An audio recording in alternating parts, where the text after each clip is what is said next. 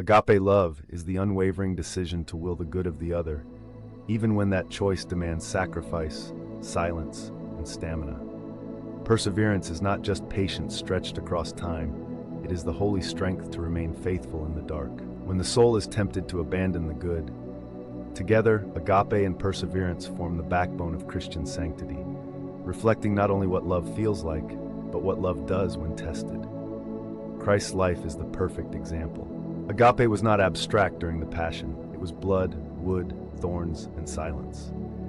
When Jesus fell under the cross, it was not romantic love that lifted him again. It was agape that bore the cost of redemption. He persevered through betrayal, ridicule, abandonment, and the silence of the Father. He did not flinch from the pain because agape is not rooted in feeling, but in covenant. In the Gospels, Christ warns his disciples that true love will involve suffering. He who endures to the end will be saved.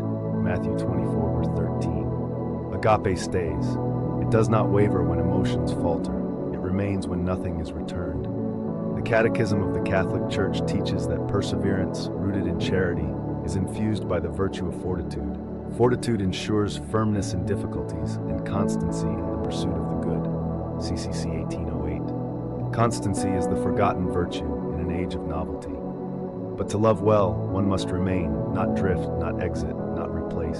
To persevere in love is to say with one's life, you are worth the labor of love, again and again. Saint Josephina Bakhita lived this kind of love. Enslaved as a child, scarred with 144 lashes, she endured suffering without letting hatred infect her soul. When she was freed and became a religious sister, she would kiss the baptismal font where she had received the faith that taught her she was a beloved daughter of God. Her agape was forged through perseverance, not passivity, but a decision not to surrender her soul to bitterness. She remained gentle in a world that had been cruel. Blessed Franz Jägerstätter, an Austrian farmer, was executed for refusing to swear allegiance to the Nazis. His resistance was quiet, but his perseverance was thunderous. He chose fidelity to Christ and refused to allow evil to co-opt his conscience. Love of truth is also agape, and it endures when compromise offers escape. Agape is not always martyrdom. It is often mundane.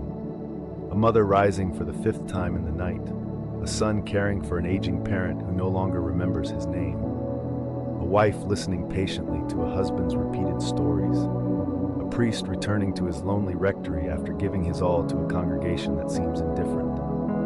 Agape doesn't demand recognition, it demands faithfulness. Venerable Lucia dos Santos, the Fatima visionary, spent decades in hidden consecrated life, praying, waiting, enduring illness and misunderstanding. Her perseverance was interior. Her whole life was a long yes to a God who had visited her as a child, and then called her into the shadows of prayer and offering. There was no applause, only fidelity.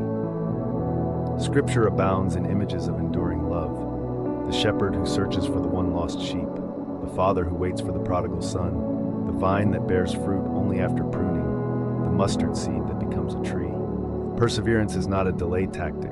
It is the natural rhythm of divine love. Paul tells the Romans, suffering produces endurance, endurance produces character, and character produces hope. Romans 5:3-4. Hope is born from love that has endured the test.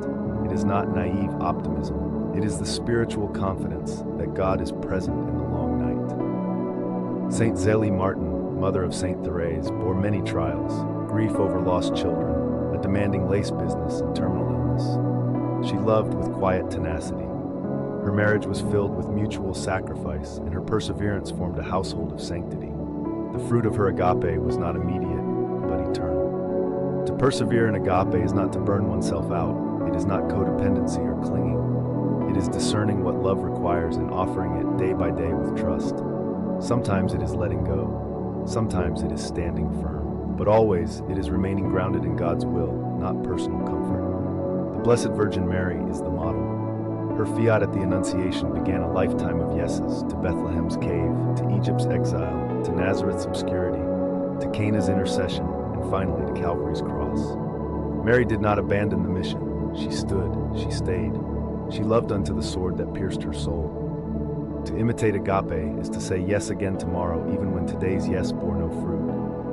It is believing that love never returns void, even if it is unseen by the world. It is trusting that your fidelity is not forgotten by God, even when silence surrounds you. Perseverance in agape transforms the soul. It sands down pride, it deepens empathy, it stretches the will into surrender.